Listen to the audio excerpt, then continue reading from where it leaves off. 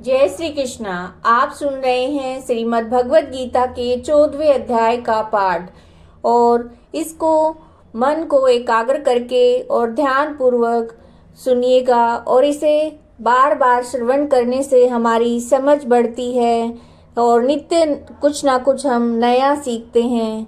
तो आइए 14वें अध्याय का पाठ आरंभ करते हैं। उसके उपरांत श्री कृष्ण भगवान बोले, हे अर्जुन, ज्ञानों में भी अति उत्तम परम ज्ञान को मैं फिर भी तेरे लिए कहूँगा, जिसको जानकर सब मुनिजन इस प्रकार से मुक्त होकर परम सिद्धि को प्राप्त हो गए हैं। हे अर्जुन, इस ज्ञान को आश्रय करके अर्थात धारण करके मेरे स्वरूप को प्राप्त हुए पुरुष सृष्टि आदि में पुनः उत्पन्न नहीं होते हैं और प्रलय काल में भी व्याकुल नहीं होते हैं, क्योंकि उनकी दृष्टि में मुझ वासुदेव से भिन्न कोई वस्तु है ही नहीं। हे अर्जुन, मेरी महत्व ब्रह्म रूप प्रकृति अर्थात त्रिगुणमयी माया संपूर्ण भूतों की योनि है, अर्थात गर्भाधान का स्थान है और मैं उस योनि में चेतन रूप बीज को स्थापन करता हूँ।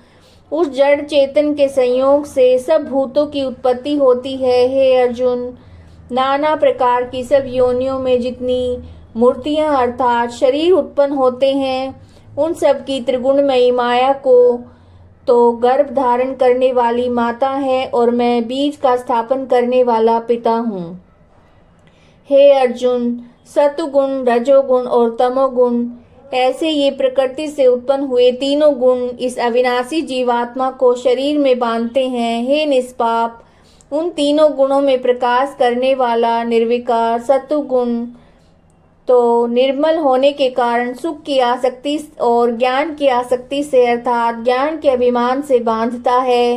हे अर्जुन, राग रूप रजोगुण कामना और आसक्ति से उत्पन्न हुआ ज्ञान वह इस जीवात्मा को कर्मों की और उनके फल की आसक्ति से बांधता है। हे अर्जुन, सर्वदेहाभिमानियों के मोहने वाले तमोगुण को अज्ञान से उत्पन्न हुआ जान वह इस जीवात्मा को प्रमाद, आलस्य और निद्रा द्वारा बांधता है, क्योंकि हे अर्जुन, सतुगुण सुख में लगाता है और रजोगुण कर्म में लगाता है, तमोगुण तो ज्ञान को आच्छादन करके अर्थात ढककर प्रमाद में भी लगाता है। और हे अर्जुन, रजोगुण और तमोगुण को दबाकर सतुगुण होता है अर्थात बढ़ता है तथा रजोगुण और सतुगुण को दबाकर तमोगुण बढ़ता है। वैसे ही तमोगुण और सतुगुण को बढ़ाकर रजोगुण बढ़ता है। इसलिए इस काल में देह में तथा अंतकरण और इंद्रियों में चेतनता और बोध शक्ति उत्पन्न होती है। उस काल में ऐसा जानना चाहिए कि सतुगुण बढ़ा है। और हे अर्जुन, रजोगुण बढ़ने पर लोभ और प्रवृत्ति अर्थात सांसारिक चेष्टा और सब प्रकार के कर्मों का स्वार्थ बुद्धि से आरंभ एवं अशांति अर्थात मन की चंचलता और विषय भोगों की लालसा ये सब उत्पन्न होते हैं। तथा हे अर्जुन, तमोगुण बढ़ने पर अंतकरण और इंद्रियों में अप्रकाश और कर्तव्य कर्मों में अप्रवृत्ति और प्रमाद अर्थात व्यर्थ चेष्टा और निद्रा आदि अंतकरण की मोहिनी वृत्तियां ये सब उत्पन्न होते हैं। हे अर्जुन, जब यह जीवात्मा सत्वगुण की वृद्धि में मृत्यु को प्राप्त होता है, तब तो उत्तम करने वालों के मर रहित अर्थात दिव्य स्वर्ग आदि लोकों को प्राप्त होता है। रजोगुण के बढ़ने पर अर्थात जिस काल में रजोगुण बढ़ता है उस काल में मृत्यु प्राप्त होकर कर्मों की आसक्ति वाले मनुष्यों में उत्पन्न होता है।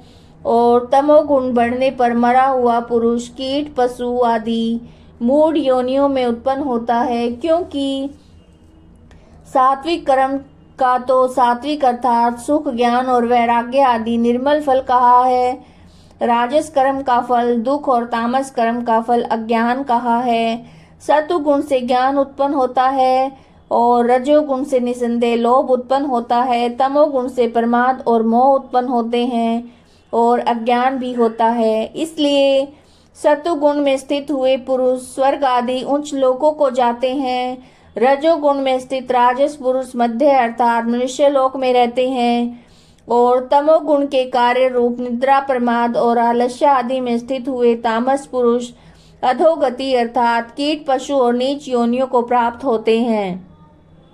हे अर्जुन, जिस काल में दृष्टा अर्थात समष्टि चेतन में एक ही भाव में स्थित हुआ साक्षी पुरुष तीनों गुणों के सिवा अन्य किसी को करता नहीं देखता है, अर्थात गुण ही गुणों में बरतते हैं ऐसा देखता है और तीनों गुणों से अति परे सच्चिदानंद घन स्वरूप मुझ परमात्मा को तत्व से जानता है, उस काल में वह पुरुष मेरे स्वरूप को प्राप्त होता है तथा यह पुरुष इन स्थूल शरीर की उत्पत्ति के कारण तीनों गुणों का उल्लंघन करके जन्म, मृत्यु, वृद्धावस्था और सब प्रकार के दुखों से मुक्त हुआ परम आनंद को प्राप्त होता है।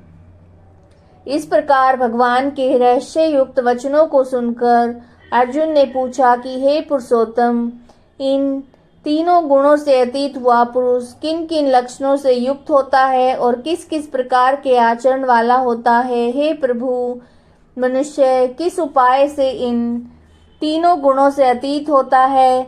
इस प्रकार अर्जुन के पूछने पर श्री कृष्ण भगवान बोले, हे अर्जुन, जो पुरुष सत्व गुण के कार्य रूप प्रकाश को और रजोगुण के कार्य रूप प्रवृत्ति को अर्थात तमोगुण के कार्य रूप मोह को भी न तो प्रवृत्त होने पर बुरा समझता है और न ही निवृत्त होने पर उनकी आकांक्षा करता है, तथा जो साक्षी के दर स्थित हुआ गुणों के द्वारा विचलित नहीं किया जा सकता है और गुण ही गुणों में बरतते हैं ऐसा समझता हुआ सच्चिदानंद घन परमात्मा में एक ही भाव में स्थित रहता है, उस स्थिति से चलायमान नहीं होता।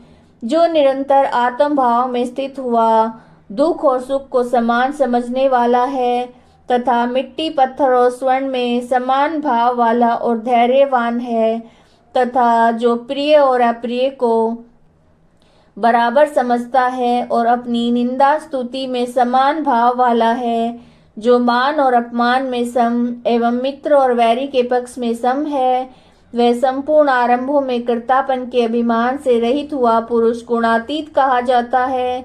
और जो पुरुष अव्यभिचारी भक्ति रूप योग के द्वारा मेरे को निरंतर भजता है, वह तीनों गुणों को अच्छी प्रकार उल्लंघन करके सच्चिदानंद घन ब्रह्म में एक ही भाव होने के लिए योग्य होता है। हे अर्जुन, उस अविनाशी पर ब्रह्म और अमृत का तथा नित्य धर्म का और अखंड एक रस आनंद का मैं आश्रय हूँ, अर्थात उपयुक्त ब्रह्म, अमृत, अव्यय, शाश्वत धर्म तथा एकांतिक सुख, ये सब मेरे ही नाम हैं, इसलिए इनका मैं परम आश्रय हूँ।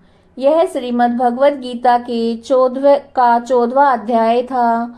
अगर आपको वीडियो पसंद आई है तो लाइक कीजिएगा, चैनल को सब्सक्राइब कीजिएगा। जय श्री कृष्ण।